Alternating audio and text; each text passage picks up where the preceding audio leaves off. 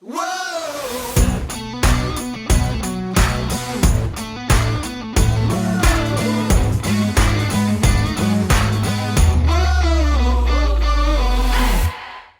to the What's Ironic podcast, where we fashion ourselves cinematic judge and jury. My name is JJ Crowder. I'm here with my co-hosts Mattson, Better Red Than Dead, and Alec Burgess.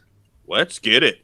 We appreciate you tuning in, listening, watching, whatever it is you're doing. Go ahead and hit that follow, subscribe button, the bell notification button, tell a friend about us, all that fun stuff. Yeah, do it. Do it now. We're here to review Bullet Train today. a movie in theaters. Yeah, it's been a minute, guys. Like it's been a What is the last thing we did review in theaters? I'm trying to think. What, Thor? Yeah, it was Thor. So it's been a while. And ironically enough, it came out very far apart. Anyway, this movie was released August 5th, 2022. It was written by Zach Olkowicz and directed by David Leitch. It stars Brad Pitt, Joey King, Aaron Taylor Johnson, Brian Tyree Henry, Andrew Koji, Hiroyuki Sanada, Michael Shannon, Sandra Bullock, Bad Bunny, and Zazie Beetz. It's quite the cast. Not going to lie. It was awesome cast. Who were the two actors that played Lemon and Tangerine? Their names. That was Aaron Taylor Johnson and Brian Tyree Henry. Okay. Aaron Taylor Johnson looked great. He was awesome. Yeah, with his porn stash and his long hair and his suit. Yeah, They were my favorite. I was just gonna say they're my favorite. I love Brian Tyree Henry. Like, I was wildly impressed with. Like, I enjoyed him in. I haven't seen him in anything other than he was in the Eternals, and I loved him as Phastos in the Eternals. But I really enjoyed him in this in so many different ways. IKEA Fall Collection. That's just like the whole Thomas the Tank Engine, the whole fucking movie was just great. Yeah, I feel like there's gonna be some self-help book about like there's gonna be some Thomas the Train, like how to read people or how to identify people in your life. I was like, I'm getting behind this. Like, I can simplify life in this way. Trains and how we act. Yeah. What was the one he kept trying to diesel? Oh yeah, you're a diesel. Oh. Mattson, you're a diesel. This is for you. For our listeners, Alec is currently holding up. What's the diesel train's name? Diesel. Oh, it's just that's unoriginal, but that's so funny. I mean, I've barely seen Thomas the Train. I'm talking like I've probably seen like 5 episodes. Yeah, you're missing out, Mattson. Great people and life lessons can. I mean, I'm not going back to watch it now. I'm Thomas the Tank freaking almost 31, but maybe when I have kids. When I was a kid, it was all the rage. So yeah, when did it actually come out? Like, it was like an 80s or. I think it was later than that. I think it was a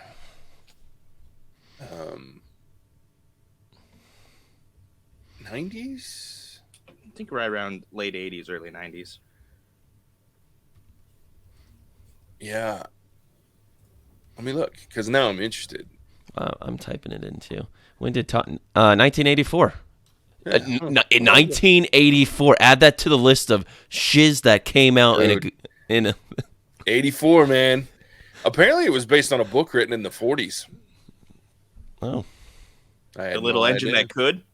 No, it was called Thomas the Tank Engine. For those that want to watch, you can watch it on Amazon Prime. Yeah, the whole series. Let's review Thomas the Tank Engine. No, let's not. Alec, you can for us starting a new listening audience of like 4 to 7-year-olds, you can analyze each episode. Be like, that train really pissed me off. That would be so fucking funny. I'm not allowed to be on that particular podcast. I was like, JJ's out here doing a podcast that's got TVMA for like 5-year-olds. Yeah. Oh shit! Love it. Yeah, that was such a reoccurring great joke. Yeah, it just never ended. Entire movie. Yeah, it's Thomas the Tank Engine. Yeah, I will say that I went into this movie excited because I enjoy Brad Pitt, especially the older he gets, the more he seems to be quite enjoyable to me. Like I like Brad Pitt forever, but I like what he's been doing as he's gotten older. But this one I was excited, but it blew my expectations out of the water. Like I was laughing my ass off the entire movie. Did we, in that cast credit list, I think there was a name in there that was missed, being Mr. Channing Tatum. Oh yeah. Dude, this was just the same cast as The Lost City. I know, in a Just on a way. train. Well, it's because as they were filming, Sandra Bullock called in a favor to get him into the Lost City, and then he called in a favor to get them into this one because he took a break to come film the Lost City real quick as he was getting ready to film this movie. So it was like this back and forth because him and apparently Sandy Bullock are good friends, like real good friends. So Yeah, but Channing Tatum was so funny. Is this the sex part? yeah. Is this where the sex stuff happens? Oh man. And what a great cameo too by Ryan Reynolds. Like I laughed my ass off the whole Carver when he took his helmet off. Yeah. It was So I great. forgot about that part too. I wanted them to give him like another 20 seconds because I just wanted to see him do something else that was stupid. But Yeah. No, it's gloriously violent. It's irreverent. It's silly, but it's such a great great play on these whole like all the interlooping lives type stories that was just silly and fun. Thoroughly enjoyed it. yeah, like it was I heard about this movie a little bit before going to theaters. One of my good buddies and boss, who his name is also Alec, had seen this. He's a huge movie buff, and he told me he generally liked it, but he was a little worried about the ending, which I'm curious to see what you guys thought as well as we got closer to the ending of this. But yeah, like I think it's a classic case of don't have insane expectations, but is this movie something that is fun, has some good jokes, and then some pretty over-the-top violence to an extent, but characters that are intriguing? Like, I think so. Like, I can already say this is a movie I know I will be watching again, for sure. Mm-hmm. Yeah, it was funny. I was playing video games the other night with Buddy, and I was like, it's like the greatest Quentin Tarantino movie ever made, not by Quentin Tarantino. Like, that's what it felt like, only with more raw comedy instead of like the dark stuff. But that's what it felt like. The dialogue and the character interaction that was just intermingled with this random bits of violence and odd things happening, because there was so many things where it was just like, whoa, what the fuck just happened? You know what I mean? Like, where did that come from?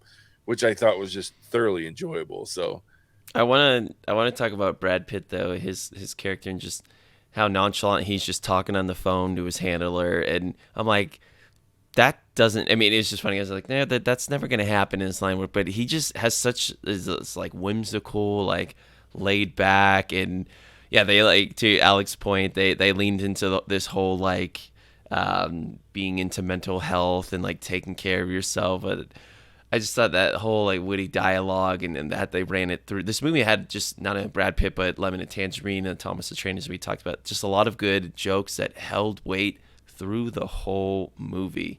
And that's hard to do, I think. But they weren't like too in your face about it. But I really love those kind of long-standing jokes. Yeah, JJ, you brought this point up a couple weeks ago when we did Sleepers. That Brad Pitt has facial expressions that only he can do, and there were so many of them, like up to the point even where he's like dumping the sleeping powder in the water, and he kind of does a sideways glance at Lemon and then just dumps the whole thing in and shakes it up. Only he could pull that off to that extent, and it's just so funny. Speaking of, did we include the Fiji water as one of our cast members as well? Dude, we should have. That was a very interesting. I mean, I've never seen a movie do something like that before. I was like, it was weird, and I was like, this is cool. Yeah. I will say at first the whole like frenetic bouncing between was very jarring to me, but then once I got used to it and realized that this movie was just off the rails, no pun intended, but it works. From start to finish, like just different. Like I fell into sync with it. But I won't lie, the first like we're just bouncing around for a minute, like it jarred me a little. But then once I got used to it, like I thoroughly, and even to the point where the water bottle cuts to this scene and you're going through the life of the water bottle that day was fantastic.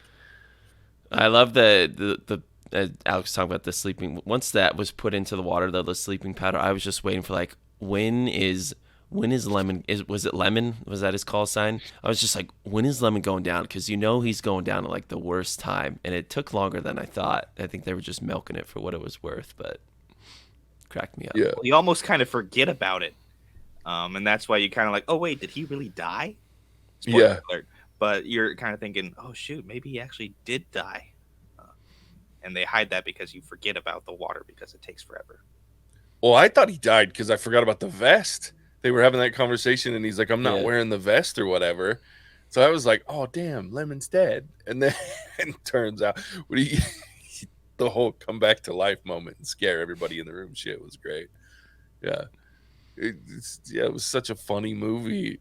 Just, and I wondered the whole time as we were watching it, going, "Where's this going?" And so then when it finally got there, I was pleasantly surprised by some of the twists. I was gonna say, did you predict the twist? I got the daughter thing, like I got the fact that the prince was his daughter, but some of the other ones, like the connection of everybody and the fact that he was the one that put them all on the train, I didn't get that piece. But I thought it was going to be the daughter that had manipulated them all onto the train. But it was so funny. Yeah. The one that I didn't see coming was the Hornet, and then that whole scene when she finally got stabbed with her own stuff, and Brad Pitt's just coming up with stuff to try and comfort her. She's just crawling to, yeah.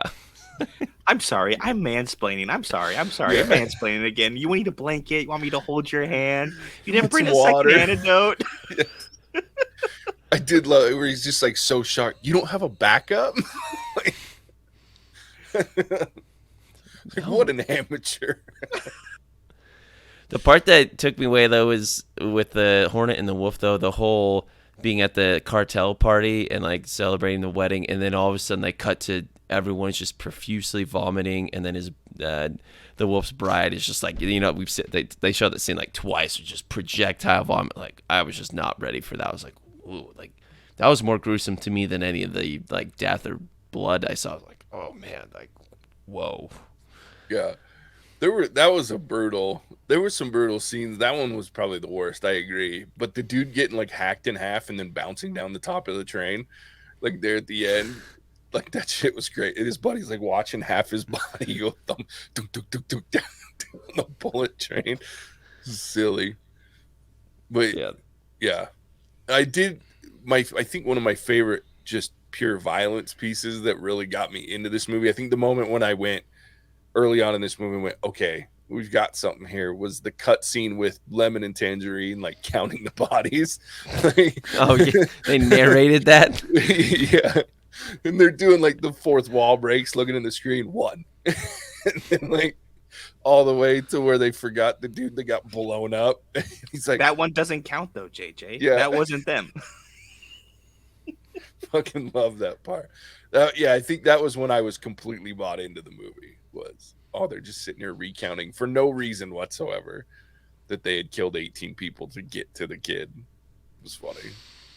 It's funny. Like, I don't have a lot of things to. This movie was just low hanging fruit. I don't think there's necessarily a ton of. I mean, it's hard, a ton of depth to this. But then we were talking about Thomas the Train. Like, what a way to read people. Mm-hmm. Well, it's hilarious. First of all, wildly inconvenient. You would not believe what I had to go through to find these stickers, Mattson. They don't sell them anywhere in the stores. I had to go online and search through Amazon. It was a nightmare to find those things. I'm really glad we pushed back the recording for this because otherwise would not have happened. I just love that you went to the effort of finding them. Like, that's fantastic to me. But I do love, like, when you talk about the reading people, the fact that here we have Lemon that's just the only one that gets it before anybody else, and it's only because of his Thomas the Tank Engine. And then this random moment where he goes up to stop the train and it's all in Japanese, and it's not that he's like, I don't read Japanese. It was that everything he learned came from Thomas the Tank Engine, because it's like they didn't have it in Japanese. Like, it was like, so that's how you learned to speak, to read? Like, what? What the hell? Yeah, that moment caught me. But there were so many little moments in this movie that just tickled me. Did you guys like the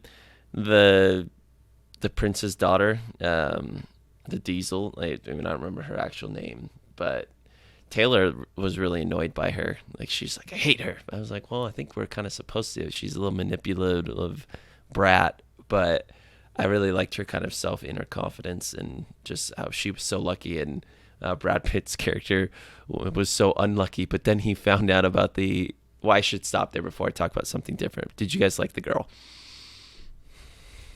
She drove me bonkers, but it was like needed to happen. Like, you have to have that one asshole character. She did a great job at it. But I was sitting there going, are you kidding me? Why? Stop giving her everything she wants.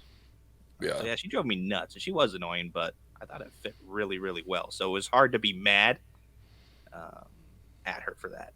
Yeah. I loved how Joey Prince played the character. Like, this snotty little brat that you can tell has been privileged at the same time. She's hardened and a little weird, but I thought she was the perfect foil. Like, that's one of the things I like too that was a little deeper if you look at it, is the fact that Brad Pitt's character, his whole thing is he's super unlucky, right? Like, he just took all this time off or whatever because he's like, everybody dies around him whether they're trying to or not. And then, which was also a great sequence, watching all the weird bad luck shit, the dude falling into his car and whatnot. But then she's the opposite. And that's how I figured out that she was going to be a part of the big bad, and why I thought that she was the one that brought everybody, because her outlook is the exact opposite of Ladybugs, because she feels like everything that happens to her is good luck and he's bad luck. So it's that yin and yang type thing where he's the technical good guy, he's the protagonist, versus she's the antagonist. So I thought that was clever. That was a little subtle hint that the very first thing she talks about is her luck.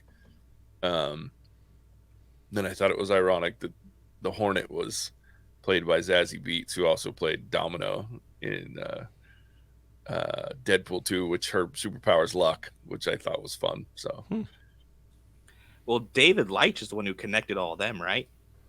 Like, he's the one who he's pretty much worked with everybody in the business, because he like a former stuntman or something like that? Mm-hmm. Yeah, so he has all the connections, and he called them all in for this one. Yeah, like, this guy's done everything. And he started doing all this directing stuff. Like, he directed Atomic Blonde with Charlize Theron. He directed Hobbs and Shaw, no matter how ridiculous that was. And then he's produced the John Wick films. But yeah, like, he's big stunt man, pulled in, called in all the favors. And then you add Brad Pitt to the mix, who starts calling in favors, and you have this just ridiculous cast. Dynamite cast, yeah.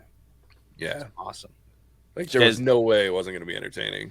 Do you even notice the little train attendant when Tangerine and Brad Pitt's character were fighting in the food section, and then it's the chick from The Boys. Yeah, Karen Fukuhara. Yeah, and I was like, no, I guess maybe this is her first venturing into movies where she didn't really say much or do much, but I was like, all right, respect. Yeah. The greatest part of that was, I don't have my wallet. Can you get this? Yeah. He pays for his drink. Well, then he's bitching about it, going, that's a 10 quid bottle of water. I'm assuming they're not supposed to be in there, though. Well, yeah, that was the other part that was really funny, was that she's like filling up her cart while they're standing there. Like, it's okay that they're both bleeding in his food car that's supposed to be for only train attendants, and she's just like, whatever.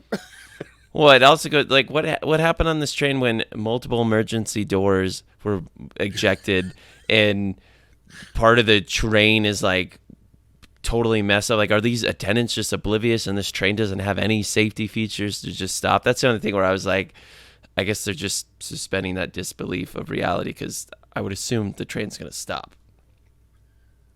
You would think so, but I kind of liked it, because I started to notice the longer it went on. So they would get in these fights, and there's dead people sitting in cars with water bottles propped up on them and all sorts of weird shit.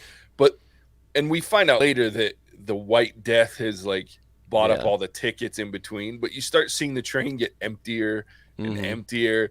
So in my head, I'm like, people are noticing weird shit's happening at this train. So they're just kind of getting off and not staying on, or not, and people aren't getting back on because he bought all the tickets. But yeah, I mean, there's certainly things that you're like, that probably doesn't work out very well. Yeah. But I you mean- also have a dude chase down a bullet train and like hang on to the back of it while he punches through the glass. So Yeah, that I was like, still, I think that's gonna be like ballistic proof or something proof glass. That's probably not gonna work, but it looked cool. yeah. Well, and there was some weird, like, so these bullet trains, they go so fast that you can't. So it showed a couple times where this bullet train's turning pretty sharply, and they run really fast. So Mhm. you would actually need, I think it's something like they need like 2,500 kilometers. The turn has to be 2,500 kilometers long to make this turn. So these big, huge, wide ass turns, to get. So I mean, it's almost takes almost a mile for these things to turn because they're going so fast. They're going 200 to 275 miles an hour. Yeah. So to turn like that on a dime just isn't going to happen. So what you're saying is when they did split through another train and went off the rails and exploded through the wall into this like old school Japanese town, that they're all dead. Oh, for sure. Well, not to mention, I mean, the one thing they did do, Yeah. at least on that, Brad Pitt flying through all the. I'm like, he's so dead. yeah, the only thing that stalks him is like the little cartoon stuffed. I mean, that was clever what stopped him, but he's still going right through that thing. Oh, for sure. Well, so I guess what they were, so the one thing they did do is that they showed that the speedometer was down to like 50 miles an hour before they flew through the wall and off the rails. So, I mean, they did show that. So he wasn't going 200 miles an hour when they flew off. But for everybody to just survive, yeah, that's not how that shit worked. Though at the same time, the White Death had a katana halfway through his torso too. So and Hey, he's still walking. He around. has an exceptional will that let him go to the top. Yeah. And then I don't know if I really appreciated the CGI there though when it finally the gun backfired on, like, it looked bad. And I don't know if you can make that look good with our technology yet. Like, I appreciate it, but I was like, yeah, like, it didn't really work. Yeah. Well, and it goes back to, we've talked about this a few times, when you have to do the full body, because it looked pretty bad with Brad Pitt flying through the hallway too.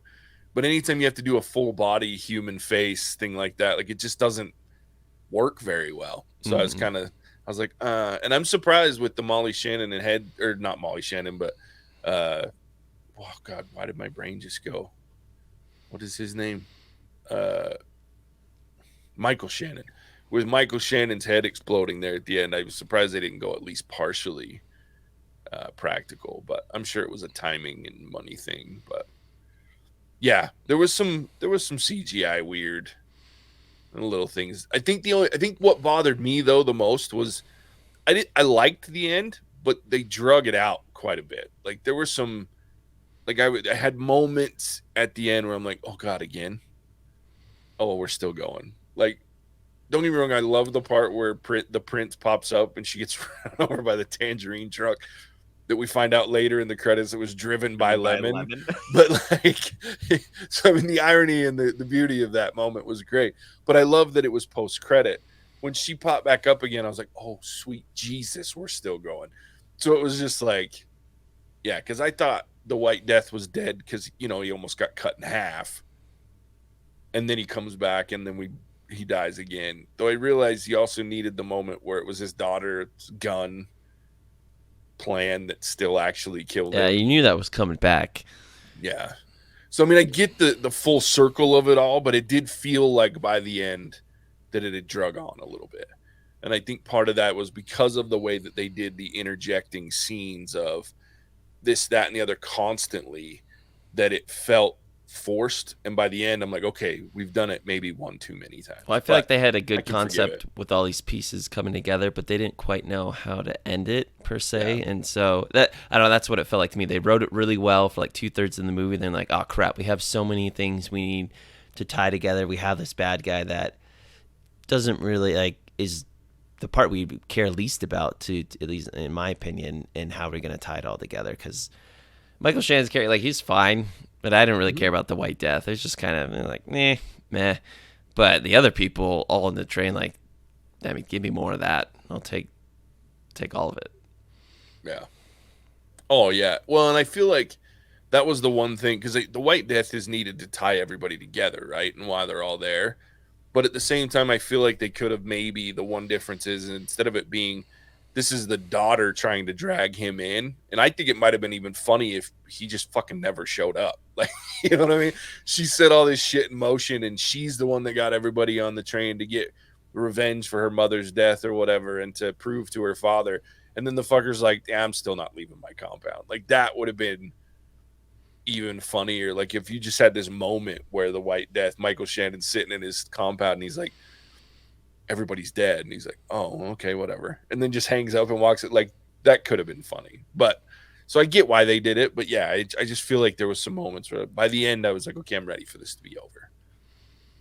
Though there's nothing quite like Brad Pitt and Sandra Bullock bantering back and forth as they walk down the street, and the fucking telephone pole on the corner. Shit was great. This bad luck. Yo, maybe my luck's turning. It was great. We need to talk about I think one of my favorite scenes though was Brad Pitt's character and the previous gang leader, like the elder man. Hiroyuki Sanada. And when they were talking on the train, sitting across from each other, he's like, "Let me tell you a story." And Brad Pitt's just like, "No, I'm good. Like, no, like, I'm really like." And then he's like, "It's short. Like, you're really gonna want to hear it." It's like, yeah. It's very small. And then he tells the story, and then it ends. He's like, "Man, I don't want to be like a carry everyone's luck around. I want to be a ladybug."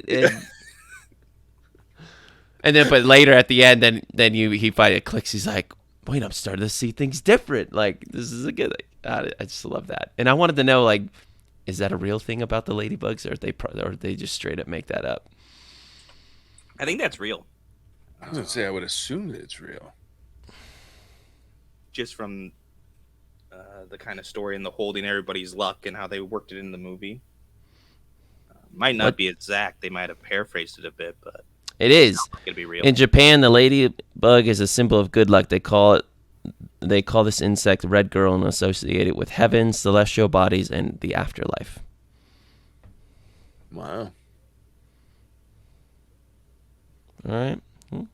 Yeah, I mean, I always knew if a ladybug lands on you, like, make a wish or whatever. I always knew that. But it also says that in some cultures, it's believed that whatever a ladybug touches will be improved. If you see a ladybug, that means good weather is near, or that a person will have luck with love or money. So if a ladybug doesn't land on you, does that mean you're fucked? No, I don't see anything like that, though. You know, you never know. But they also, if you kill a ladybug, you have bad luck. So interestingly enough, the part that the elder was talking about being the seven sorrows is a connection to actually Catholicism. So they're supposed to be connected to the Virgin Mary, who's sometimes called Our Lady. It's believed this is how ladybugs came to have their name. As legend has it, Virgin Mary sent ladybugs to protect crops, which they're very good at, by the way. Mm-hmm. For aphids, they'll eat aphids, so that people would have ample food. In the Middle Ages, people also believed that spots on ladybugs represented the seven sorrows of Mary. Interesting. Well, maybe it makes sense because Brad Pitt's character didn't really look like a killer, but he ended up killing people because ladybugs look very friendly. Lot of people. Yeah, well, and I love his bucket hats. Even going back before, like when he's in the car with the dude that falls on it, he's still got a bucket hat on. Like, it's such a stupid look. I love bucket hats. I wear them fishing all the time. But it just was like, yeah, it was. I loved it. Like, all these weird things that just made this movie wildly entertaining. Still, the best thing for me though was lemon and tangerine. Oh, and then it was like the fruit. But like that for me, I liked them even more than Brad Pitt was phenomenal. No, nothing against it, but I liked Lemon and Tangerine more. Like anytime they were on screen, they were doing their thing. Like I just loved them together. And you mean it had a heartwarming moment though towards the end when they did the flashback of Lemon and Tangerine as kids, and they were watching some soccer game. That little scene. I mean, I gotta admit, I was touched. I was like, oh man, like okay, like that's a long time to be friends. Yeah, I'm still not convinced they're actually twins. I loved at the end too, where he's like, "I got myself another brother," and he's like, "Oh, really? No!" And he fucking runs off the train. Shit was great. I don't think I'd want Brad Pitt's character in my life. Like you go back to the scene where they were trying to confirm they had the briefcase and everything was going right until he like flipped the combination and all the clothes fell. It's like, why did you do that? Shit was great. Which is even more ironic when you think about the fact that it didn't matter because he wanted him. It was like he was fucking with them the whole way, right? Like, because he's like, come out and show me this and bring whatever. But he knew the whole time because he was the reason that they were on the train. So it was just, I didn't really think about that till right now because what was he trying to do at that point? Because he didn't care. I really think he was just fucking with them. Yeah. Was he trying to get them all to kill each other? And so he's putting them in these situations to help beat them up because they all had a past, and he kind of spun this web that his hope was that they would all kill each other on the train. I mean, I'm assuming because it obviously was that the plan was for them to be dead. He was getting his revenge for the wife thing. And I love that that twist I didn't see coming either until we started getting in. He's explaining it, and I'm like, but what? Oh, shit, Carver. And then it was like, because that's the very first thing you hear is, oh, you're filling in. That's why it's an easy job. Don't get me wrong, Carver's a dick. But I'm not Carver. I'm not Carver. Shit was great. I thoroughly enjoyed this movie. And I'm with you, Mattson. Lemon and Tangerine were the best part. Like, those two and their banter with everyone. Because they could be in a scene with anyone, even together or apart, and the two of them were... Oh, they were great. Like, they were stole so every good scene they were in. that they should see that they have lightning in a bottle and do some sort of comedy, like shooter comedy or whatever they want to do with them. Like, it made me think of what's the one with Will Ferrell and Mark Wahlberg? Oh yeah, Step the other Brothers. guys. No, that's John C. Reilly. Oh, that's right. Is it Good Cops or I can't remember what it's called. The other guys. The other guys, like. The other guys is funny. Like sometimes Will Ferrell wears in me a little bit, and Mark Wahlberg to an extent. But Lemon and Tangerine, like if they made a movie similar to that and just did it with them, like I'm watching that for sure. I think they just need to make a movie called Lemon and Tangerine. Yeah, and like they just like it's like well, shoot, they could just do a story. They could do one before the train and all that. Just tell us one of their. It'd be awesome. And then you could Bob in Bolivia. Just throw in like 5 cameos of Brad Pitt, Channing Tatum, 3 other people that we'd love to see. Yeah, a great movie. We could probably write it right now. Oh, for sure. I would love to see Bolivia. Like they kept cutting to the one scene where they're just stuffing people in drums, but I'm just like, how did we get here? Like they're pulling off their bloody masks. I'm like, was there even a reason to have the mask on? It's like I thought they were. Right, what's that from Breaking Bad when you can put people in vats of this like liquid that melts you?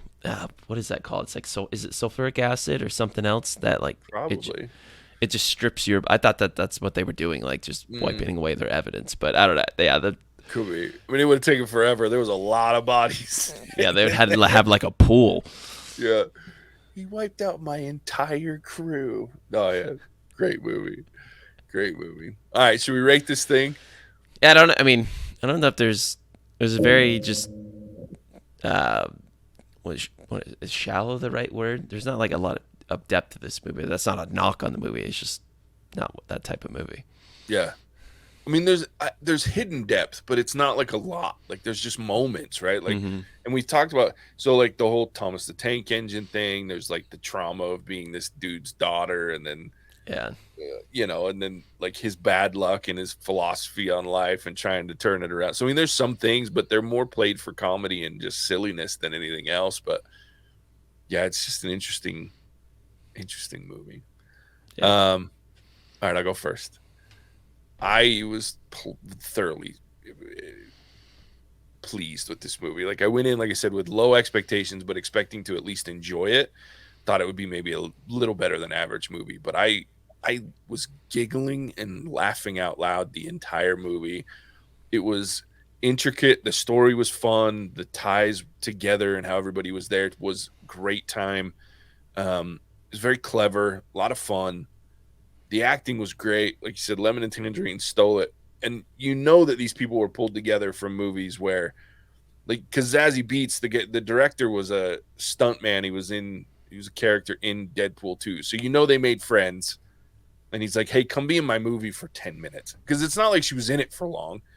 But Zazie Beetz is a pretty big name at this point. So like it was just fun to watch all these characters come together.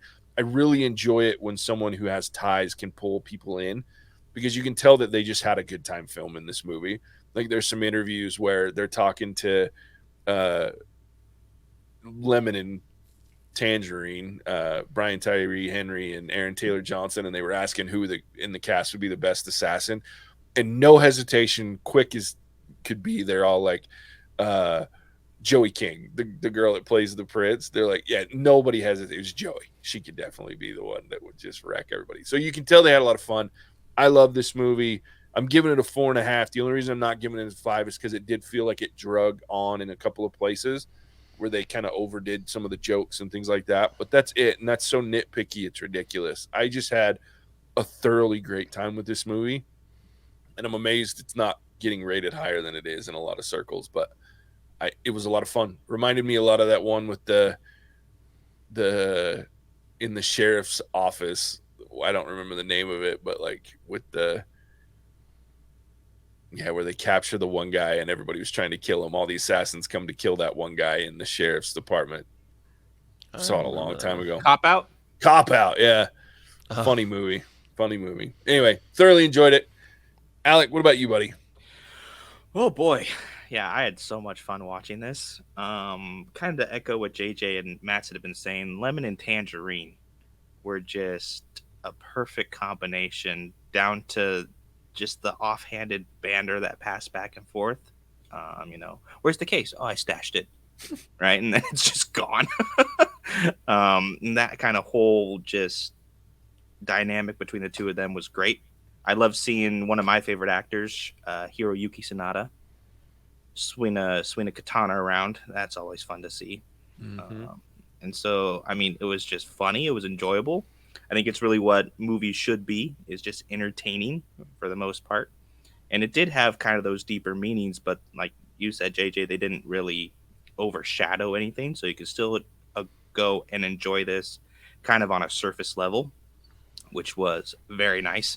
So I'm going to go 4.5 as well. I will definitely be watching this again. And it's just a good watch. Yeah, wow. A lot of fun. All right, Mattson, finish it off, buddy. I mean, I'm surprised I'm gonna say it too, but I'm a 4.5 as well. The only reason it's not a 5 is the ending. It's JJ already said it. The ending just, I don't think they knew exactly how to end this movie, and it showed a little bit. But I mean, the journey to get to that point. I mean, I'm playing it back in my head, and I was like, man, if this movie wasn't in theaters right now, I'm at JJ's right now. I'm traveling down to see some of my brothers. I'd probably just turn it on with JJ right now, and be like, dude, we should watch this movie again. I just saw it like 2 days ago because it's that funny. Like, I know there's already so many one-liners that I wish I could fully remember again and just be a part of it. I know my first experience on a bullet train, whenever that may be, will not be that cool. But yeah, it's just an entertaining movie, unique in the way that they kind of introduce some of these characters, as JJ talked about, a little helter-skelter.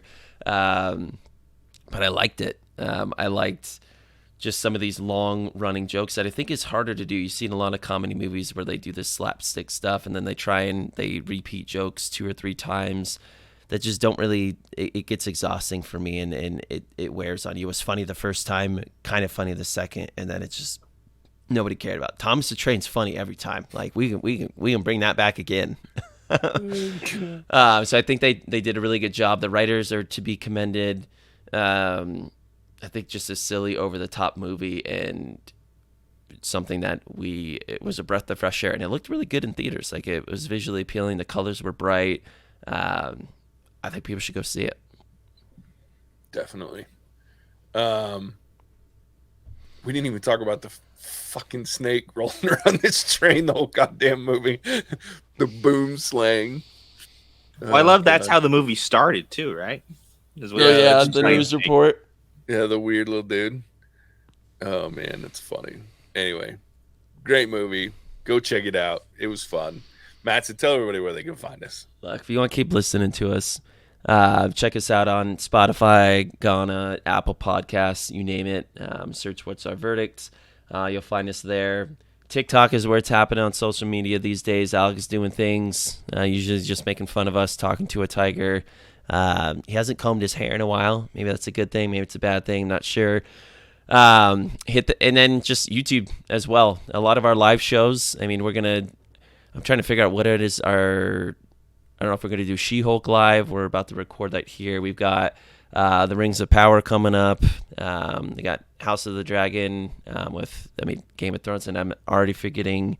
Is it Andor? Andor. Yeah. Oh my, that's 4 TV shows that are like major. We're talking Star Wars. We're talking Game of Thrones. I mean, you're talking Marvel Universe, and I mean, you're bringing back an OG and Lord of the Rings. Like, those are massive fan bases. So we're excited to get out to the masses. A lot of those will probably do some of those on YouTube amongst our podcasts as well. And then we're still doing, we just released Mattson's cool shit yesterday, today being Saturday. And then JJ's got his JJ's dumb shit coming up, and I don't know what he's going to talk about. So yeah. Find us all those different places, whatsourverdict.com as well. We'd love to hear from you. Give us some things to watch as well. Come chime in, and we love hearing you, especially those that comment on our YouTube videos. We really appreciate it. Oh, yeah. And Charles. Oh, man. Charles, he's holding super big. Are we watching that? Is that what we're doing? We might as well. No. Get that shit done, no, so. Charles, that's what I came to JJ's to do, is watch this on his giant-ass TV. Are you kidding me right now? Charles, you mother effer. I haven't seen JJ in person in, I don't know, almost a year and a half, 2 years. It's been a hot minute. And I'm about to watch Baby Geniuses 2. JJ, you didn't tell. I probably would have said, JJ, I'm not coming. I just got it in the mail yesterday from Alec. Alec, you son of a bitch. I figured we'll give Charles a little laugh and just Oh, slide this baby up here on the screen and go, look at this man. flaming hot Cheeto of a turd that we will not be using chopsticks. Charles, we might not get any listens on this. In fact, we'll probably get so many because it's going to be a dumpster fire. Yeah, people are I gonna hope be it like, blows "What the up. hell?" Oh, my gosh. Charles. Fuck. Hey, dude, he also sent like a whole nother list that we got to look at. So Who knows Charles? Is Charles a friend of either of yours? Or I think Charles he's just a great dude I out think there? He just found us. He just bought some merch. Go buy merch, guys. It's on our website. What's our Charles, I need to see a picture of you because I need to put it on my dartboard. Yeah. Yeah, he's been a regular emailer. He and I have had a couple of Oh, my conversations. goodness. So, yeah, he Oh, sent me, quite a JJ, list. you bastard. Actually, I shouldn't. It's not JJ's fault. It's Alec's fault. It was a challenge to find. I love a good challenge. Alec, did you know that I was going to... found Thomas the Tank Engine stickers. Oh, my gosh. Alec, did you know that I knew, and you knew I was going to Utah, but did you plan on this? Was this your idea?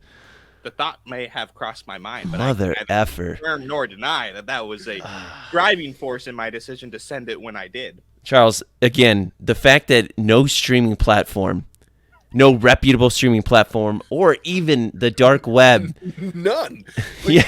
It's not available to stream. That tells you all you need to know. So our listening audience, when this movie does drop, it won't be a review that this is a good movie. It's clear.